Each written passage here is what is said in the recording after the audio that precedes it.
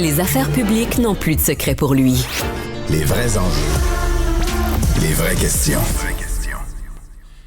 Il a passé la journée cloîtrée, parce que c'est ça, une fois que tu as vu le budget, tu n'as plus le droit de parler, tu n'as plus le droit à un cellulaire, tu n'as plus le droit de sortir jusqu'à 16 heures. Donc, il a passé la journée cloîtrée avec le budget. Antoine Robitaille, chroniqueur au Journal, animateur à Cube, est avec nous. Salut Antoine. Bonjour Mario. Et je pense que c'est difficile de commencer à parler de ce budget du gouvernement 2024-25 sans parler du déficit. J'avoue que je ne l'avais pas vu venir. Le plus gros de l'histoire du Québec, plus gros que l'année sombre, l'année de COVID, où tout était arrêté, tout était fermé. Oui, puis même plus gros en termes de chiffres relatifs là, par rapport au PIB que 1996, qui était une grosse année aussi, nous a-t-on dit au ministère des Finances. Donc, c'est effectivement historique ce qu'on voit là. C'est énorme.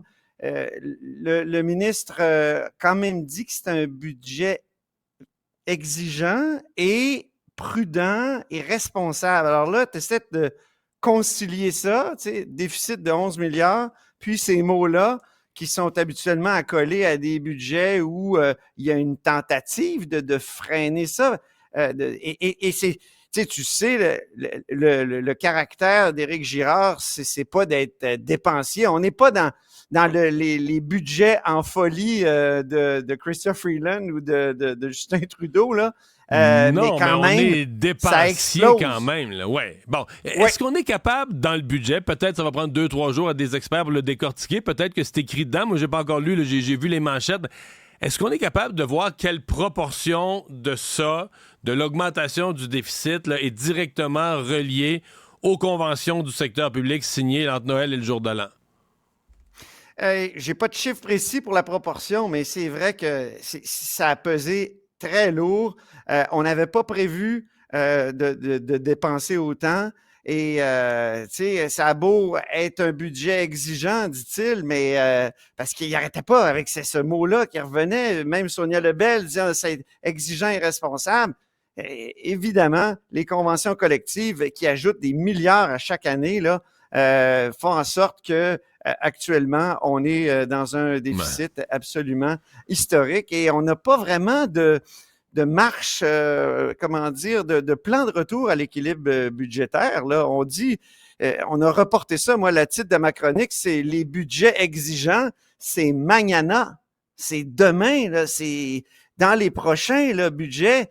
Et c'est paradoxal parce que ça va être une fin de mandat pour le gouvernement et on va essayer de faire un peu ce que d'autres ont fait avant, c'est-à-dire une révision des programmes. Tu sais, il y a un peu comme ce que Joseph Facal a fait en 2003 dans sa critique du modèle québécois, puis ce que Lucien Robillard et Robert Gagné ont fait en 2015 pour Philippe Couillard et Martin Coiteux et Carlos Letao. Donc, c'est ça, moi, ma question, c'est si c'est exigeant, pourquoi reporter comme ça le plan de retour à l'équilibre budgétaire? Et j'ai l'impression que c'est parce qu'on n'a pas d'idée. On ne sait pas comment on s'y est prendre, pris devant. Exactement. Antoine, je voyais un tableau là, sur les augmentations budgétaires dans chacun des secteurs.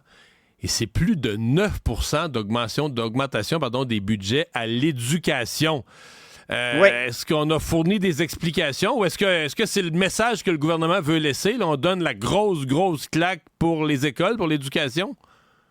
Bien, il y a des explications conjoncturelles. Le ministre a dit, l'an passé, il y a des dépenses qu'on n'a pas faites.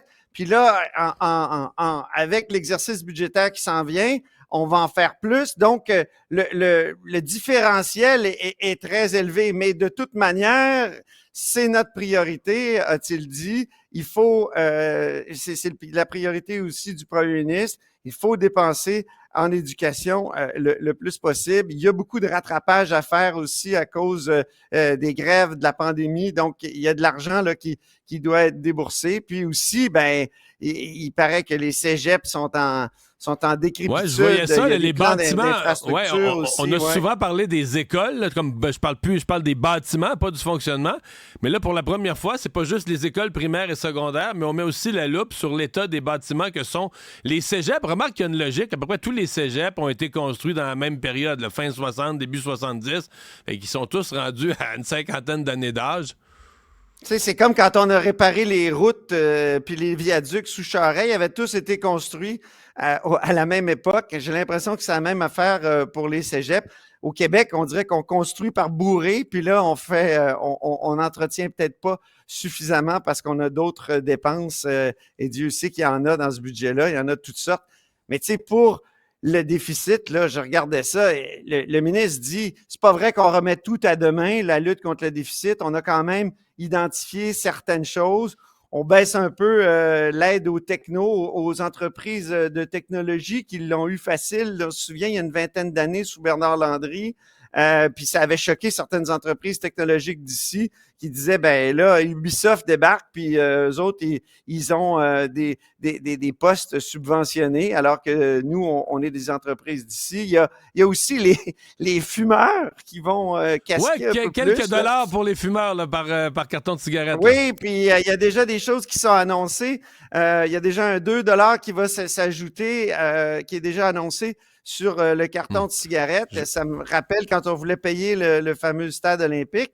Mais en même temps, là, le ministre dit, oui, ça peut favoriser la contrebande, mais c'est quand même toujours plus bas les taxes qu'en Ontario. Donc, tant qu'on est plus bas qu'en Ontario, on peut se croiser les doigts et se dire que ça va rapporter.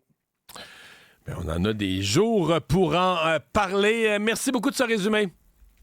Au revoir. Ça me fait plaisir, Mario. Antoine Robitaille.